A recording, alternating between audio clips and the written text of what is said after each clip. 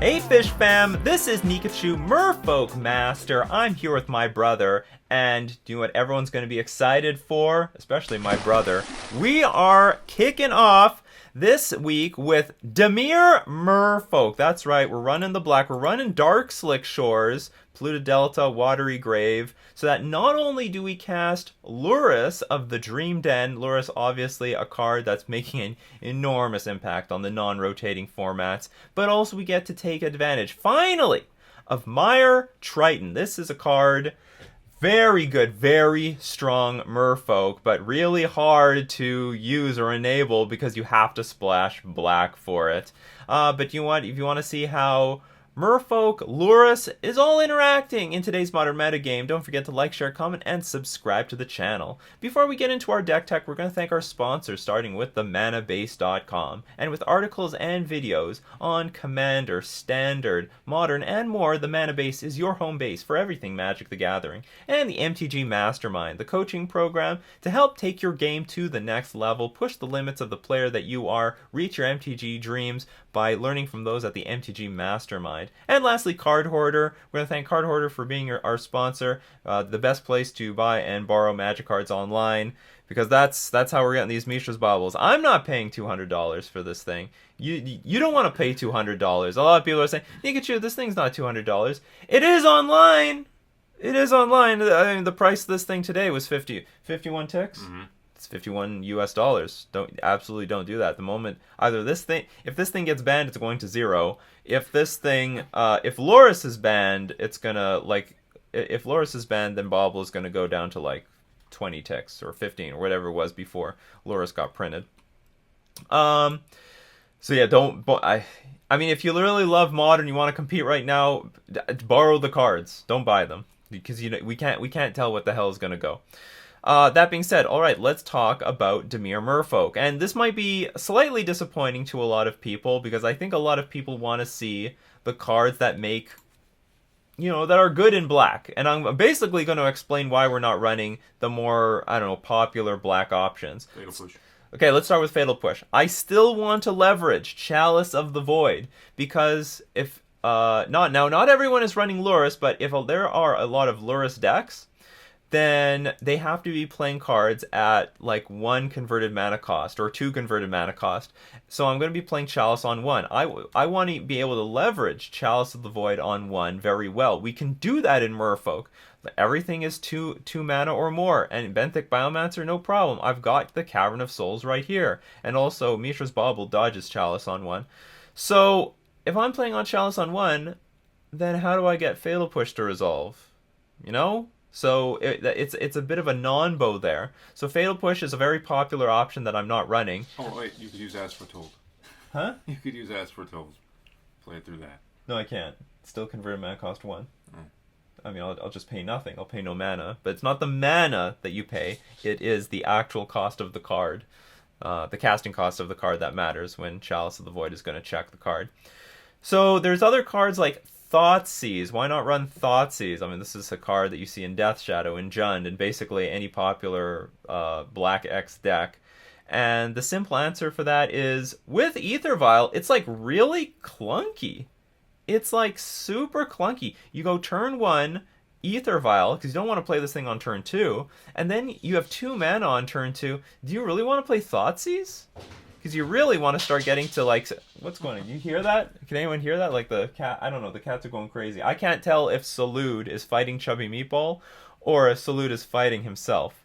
There's a lot of situations. I hear it sounds like Salud is fighting for his life, and then I look at the bed or the couch or something, Chubby Meatball's right there in front of me, just sleeping. So I'm like, what's going on with Salud? Anyway, I hear a lot of noise in the background. So you have Thoughtseize. And by turn 2, do you want to play Thoughtseize or do you want to start playing your creatures? And honestly, I mean, we want to be more mana efficient, and we want to start playing our creatures by turn 2. And then maybe on turn 3 you can play Thoughtseize. But is that really the time for Thoughtseize? Like one of the best uses of Thoughtseize is to slow your opponent down by chewing up the earlier part of their curve so that their hand becomes clunky. So Aether Vial decks, it's weird to play Thoughtseize. I just think it's clunky. It's very awkward. And then if we play Thoughtseize on turn 1, that's not a big deal because we're playing Chalice on turn 2. But like still, like on turn 2, I'm gonna want to play Chalice of the Void. I want to play Chalice on 1, and I want to get the Aether Vial out first. So Thoughtseize is clunky in these sort of decks. Another really popular option. I'm missing something here. We went over Fatal Push. We went over. Oh, Unearth. I think is it Unearth? It's the 1 mana basically reanimate something from your graveyard that's converted mana cost 3 or less, and it has cycling. I think it's Unearth.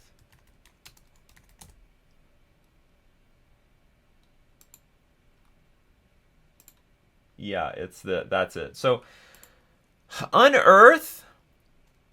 Well, again, it's 1 mana, so it's going to get chewed up by Chalice of the Void on 1, so that's not where you want to be. But as a 1-of, I don't think it's too bad. If you have multiple Unearths, that's a problem, because if you start flooding out on Unearths, that might not be good if you do not have any creatures in play. But I do like the idea of, like, unearthing a Lurrus after it's gone to the graveyard. But, like, so, and then if you draw your 1 Unearth, you can definitely use it on it, and there's no way you fled out on Earth if you have multiple of them.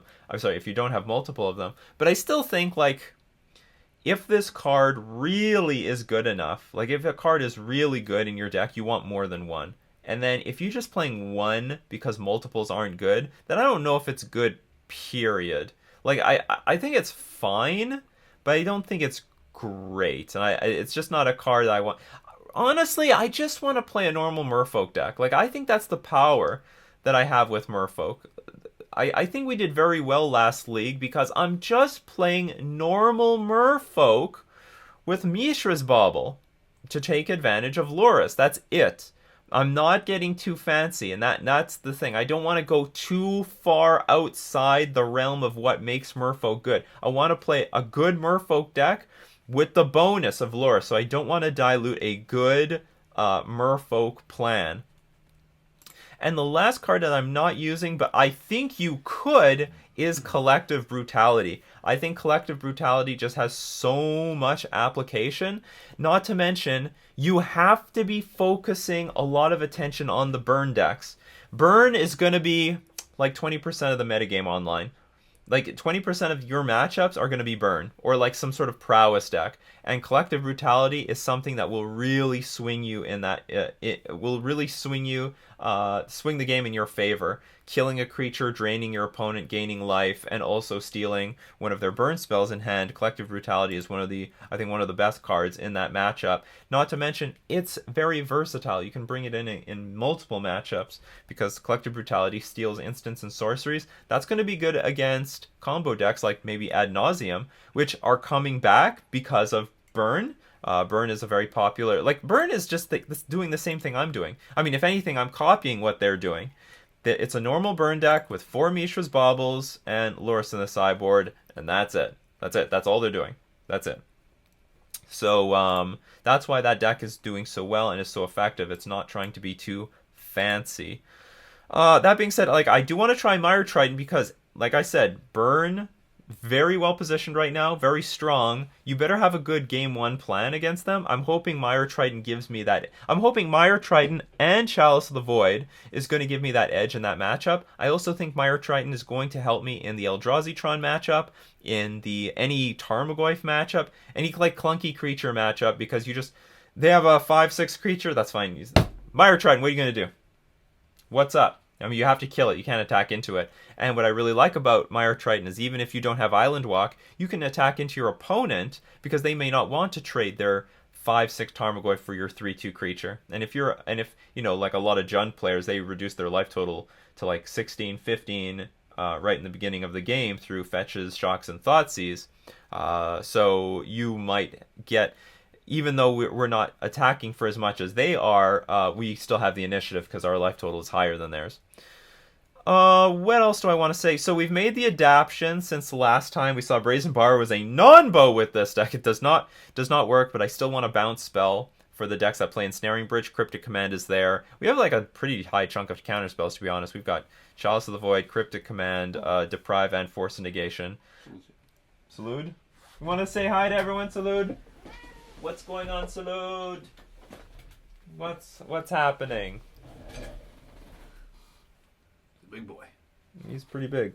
Getting bigger. Oh, don't touch me with your feet. Salud! From Taiwan. Yeah, from Taiwan. Made in Taiwan. Here, you want to be part of the show? Here. Be somewhere in the background like you usually are. So yeah, Cryptic Command is for those ensnaring bridge matchups. Have another Mire Trident. I'm really treating this like my Dismember. I don't have any removal here. So I can't force any creatures to like disappear off the battlefield. So Mire Trident is basically my removal spell. I'm hoping it's going to be a good one. We're going to see. I haven't experimented tons with Mire Trident, but I'm very hopeful about this card. I think it's very good. Not to mention, randomly putting cards in our graveyard might help us for Lurrus. Hopefully it doesn't backfire against like the Tarmogoyf decks. What else do I want to say about this list? A lot of people are asking me, what's Damping Sphere for? Doesn't that like shut off all our own stuff? And the answer is no. Okay, well, yes, it shuts off our stuff, shuts off Mishra's Bauble and stuff like that, but... Damping Matrix. Yeah, Damping Matrix. Damping Matrix is coming in for basically the Devoted Druid decks, which we have really bad matchups for. If you get this thing in play, their deck doesn't do anything. So the idea is play Damping Matrix and just win the game on the spot. Yeah, it's a non-bow with our deck, but that's fine. We can live without activated abilities. It's not a big deal. So what? I can't play Aether Vial. Your deck doesn't do anything anymore. And I'm just going to play Lords and kill you. So that's the plan there. Do I have anything else interesting to say on the sideboard? Down to 3 Spreading Seasons. 4. I just need it for Island Walk. 4 might be too many. And I have a flyer here. And Nihil Spellbomb. So probably an upgrade from Ghoul Caller's Bell. Or no, what is that thing called? Whatever. It's a slightly better relic of Progenitus because... I want to say better, but I think it'll be better for this deck because you pay 1 and then you can sacrifice it to exile a player's graveyard for nothing. It has no activation cost, and then if you want to, if you have the mana up, you pay a black and you draw a card. Oh, one really interesting thing about the mana base. So here's like just a piece of theory I want to throw out to everybody when you're constructing your deck with your mana base. Shocks cost less life than fetch lands, and you should prioritize that. The only reason you would ever want to play fetch lands, the only reason, is to play around Blood Moon. So the more fetch lands you have in your deck, the more likely you can fetch and search out your basics earlier on in the game. Right now, we're not concerned about Blood Moon. Blood Moon is completely off the map. I wouldn't say completely off the map. Maybe that the Ponza deck still has something to say about that, but for the most part, not a big player. I don't want to play with this. I want to reduce the number of fetch lands as possible, and I'm doing that with all my other builds of Merfolk. We're wiping out the fetches completely, just playing with shocks. On average, now I'm oversimplifying the math here, but on average, a Watery Grave is going to cost you 1 life. You are either going to put it into play for 0, or you're going to take 2 damage. So the average between those two is 1 life. The average for a fetch land is 1.5 life.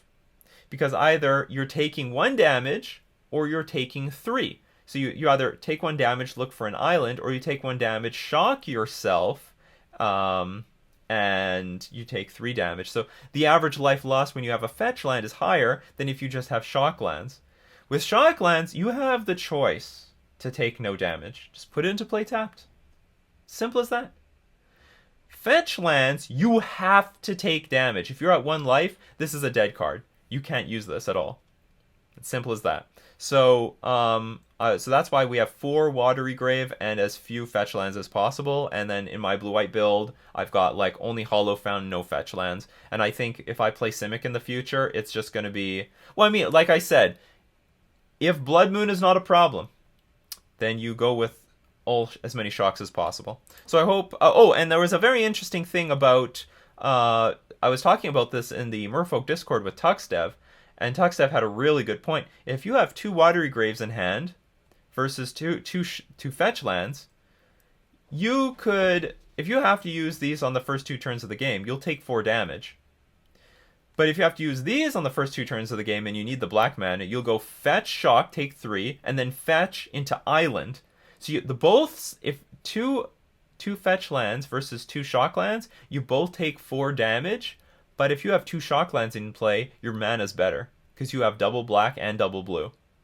Whereas with fetch shock into fetch get an island, you have only 1 blue black mana and an island. So you have double blue but only a single black. So it's just some interesting things to explain why going heavier on the shock lands can be more important than the fetch lands. And maybe if you don't play Merfolk, maybe that is something resourceful and useful for you in your 2-color decks. So with that, let's get into our league. We won the die. Well, that's great. This hand sucks. It's fine. Okay, I'll tell you what. We're gonna do the old look our opponent up and see if they're weak to Chalice on 1. Because if they are really weak to Chalice on 1, this hand's not bad. If I draw 1 Merfolk, this hand comes to life. Chalice on 1 on the play is worth if this was a 5-card hand, Mutavault, Watery Grave, Dark Slick Shores, I would keep this.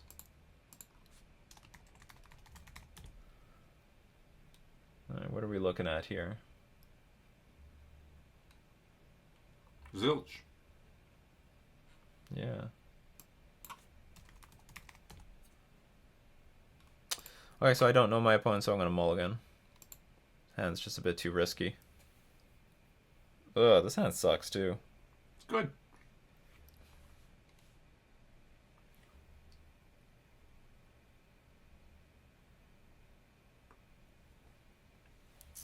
There's a turn 1, a turn 2.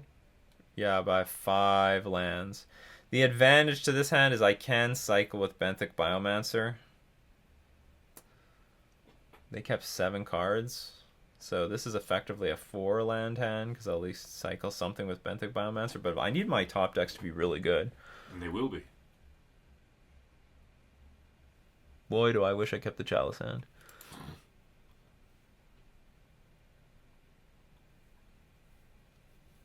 Our opponent kept 7 cards. Okay, I'll keep this. But it's a poor keep. But I don't want to go. I don't want to go to 5. So just I'm just trying to think. Okay, I don't want to go to 5 because I don't want to get attritioned out. But if I keep this, I mean, I'm gonna get attritioned out anyway. Nah. Okay, whatever. I'll keep this. We can put 1 Water Grave on the bottom. Well, I got Lurrus. If nothing else, you know. Forgot about you, Lurrus. So we got you. Forgot about him in round 5 last week. Yeah.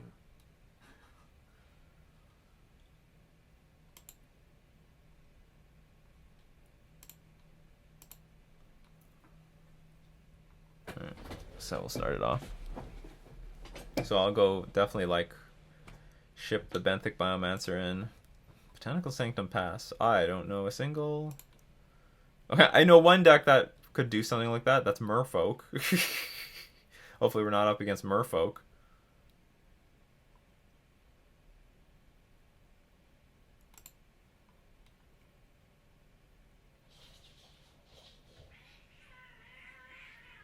Now I hear real fighting. Oh! Okay, not bad. Is that going to be good here, though? Oh, we're against Neoform. Brown 0.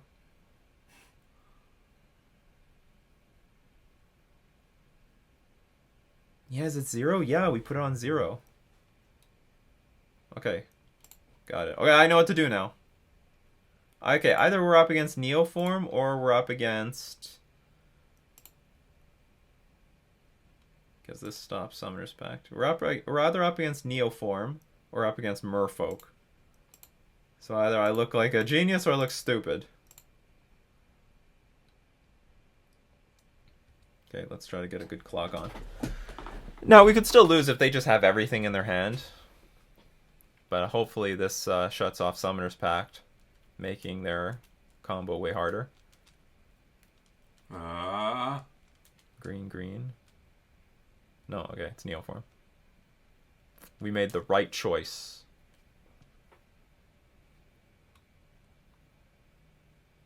Trying to get his rider.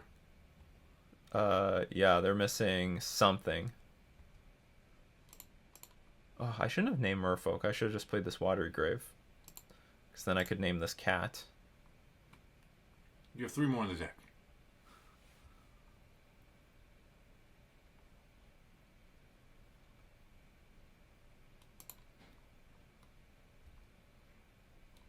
Okay, we need Lord. more gas. That is good.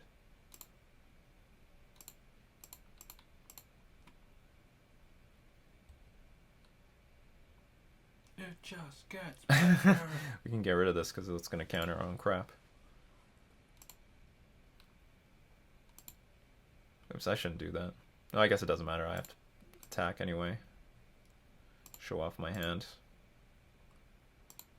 7 damage. It's good, yeah. It's a good start.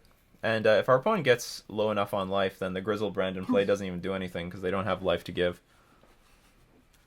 Alright, do they got it? 3. Because this could be the Eldritch Evolution turn. Oh, they are going to play Allosaurus Rider. Did you just draw that? Or you're using it as a blocker? I mean, that's good for me. That's good enough for me. Just attack into it. Spreading seas. This, I think, is going to be the last league you see me with my current streaming configuration. Like, we see that there's a lot of lag here. And it's going to get all fixed. Hopefully fixed. It's going to get better. I'm going to start using boot camp now. No blocks, you're dead. He's dead. I have a feeling that Chalice on 0, I sniffed it out. Like, Botanical Sanctum Pass? What is with this? What is going on here?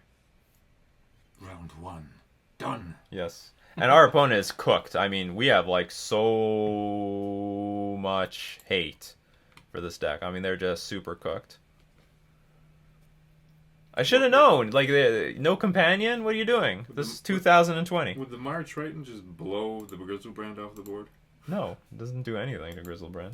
Death Touch. Grizzlebrand has flying. Oh. This thing doesn't fly. I forgot. Look at this.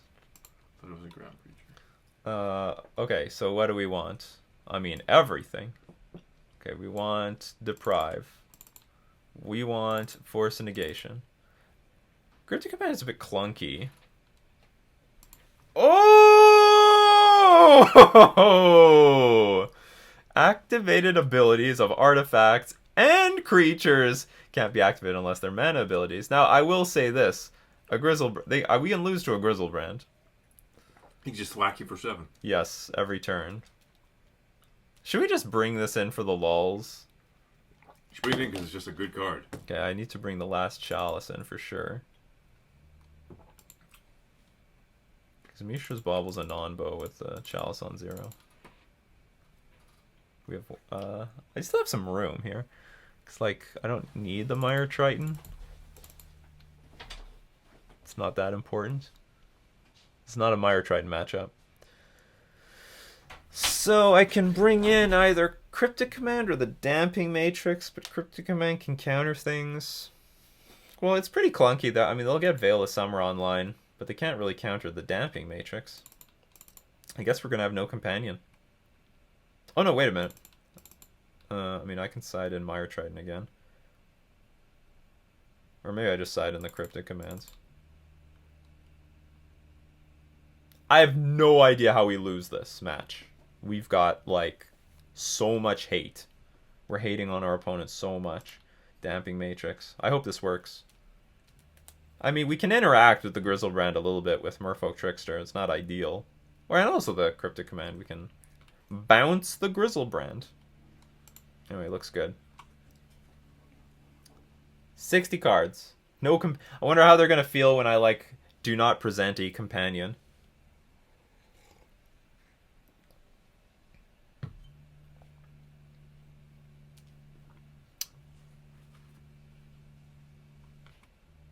I can get behind this. Hand looks...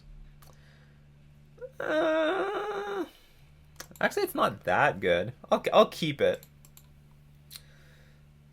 It's the type of hand you have to tap out for, and our opponent could most certainly, like, beat us before that. Our opponent's mulliganing to 4, by the way.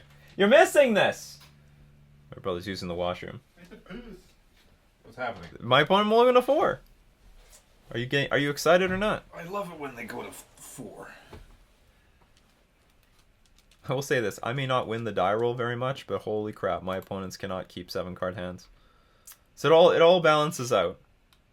It's a pretty good starting hand.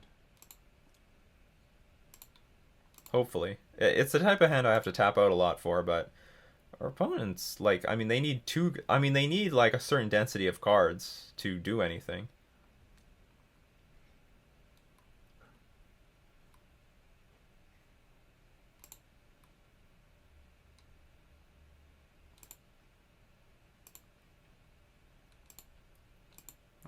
Or is Matrix 3? It's 3. Damping Sphere is 2. Because I just started the Matrix.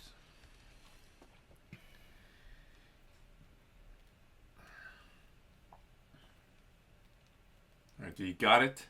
Well, they have so few cards. I mean, they have to pay 2 green cards just to put Allosaurus Rider in play. So, I mean, they're far. They're far from anything. That card's pretty useless right now. I guess we can just fetch out an island. I shouldn't do any of this stuff. Whatever, I'll get this island. Let's attack first. Then we'll throw our Damping Matrix on the battlefield. And they gotta deal with it. And then if we draw... It would be ideal if we draw land. 2 next lords. turn. Poof! No, I just play 1 lord, hold up the deprive. Our opponent is now reading Damping Matrix, because no one plays this card. Does this turn off the Allosaurus Rider from transforming or whatever? It just prevents Grizzlebrand from ever being able to gain life. Gain life. Draw cards. Draw cards, yeah. Our opponent's now realizing, holy, you mother F. I had never heard of this card, but holy crap, does it hose me. It's okay, Y Principal. You can dump another $8 in the league. 10. Price went up? Yes, when they merged the leagues. Price went up. Friendly leagues used to be $8. Competitive leagues were 12. The child between the two are now 10. Yeah, they're like, how do I beat this? Like, what do I do? Do I have any chance? Oh, they might. No, you know what? They probably brought in Artifact Destruction, so they might be contemplating, do I want to spend this card on destroying this artifact? Because if I do, now I have like 1 less green card to cast my Allosaurus Rider, making all of this infinitely more complicated. Because I can just still go like Lord, win. Okay, what's going on here? Metamorphose? Spin the wheels. How do you feel about spinning wheels? They're good. How would you feel if I was the Neoform player? If I played this sort of deck? Don't. See, I knew it. Yeah, they have so they were actually considering cycling this versus that. So that's okay, we're still in really good shape though. 1 land and you're good. Come on. 1 land would have been perfect. So do I go... So I can attack for 6. Put them to 8. It's not enough. Just beat them down, hold up the Okay, hold on. You know what? I actually like that plan. Let's hold up Deprive for 1 turn.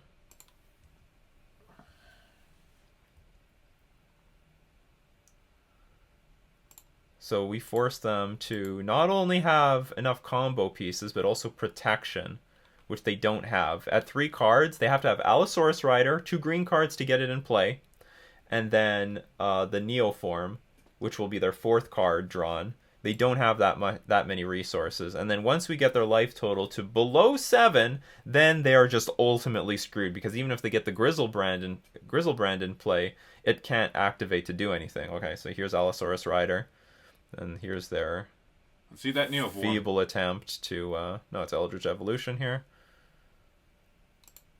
So if I decide to play a Lord, I would have sort of screwed myself. Or I would have given them a chance. They would have got 1 activation out of the 3, 2, 1 Grizzlebrand, because I could only attack them down to 8, which gives them 1 Grizzlebrand activation. I would have played a Lord if I could get them below 8, because if I can get them to say 6, then they can't activate Grizzlebrand after they've completely comboed off. But anyway, this basically sealed the deal. I played great. So I am the Merfolk Master! That's why I'm the Merfolk Master. It was a wonderfully crafted game, and I don't know, I guess we played this card, but didn't really do enough. Didn't do what we wanted. Well, I guess I don't know, it cost them a card. But that is our beautiful game for today. Sorry we didn't see any play out of the black cards because we were up against just a pure combo deck. But Come back tomorrow. Also shows you the power of Chalice of the Void. Yeah, come back tomorrow. Come on, this whole week. We're going to see each other every single day for the entire week. You know, we're all quarantined. You have no reason to be anywhere else. Come see me, and we're going to play some Merfolk and beat some Neoform heads in. We're going to bust some skulls. Skulls of some Allosaurus riders. So that's our game for today. We're going to thank all my patrons supporting me on Patreon. We're also going to thank themetabase.com, the MTG Mastermind, and Card Hoarder for being our sponsors. This has been Nikachu with his brother, playing with Dimir Merfolk in Modern.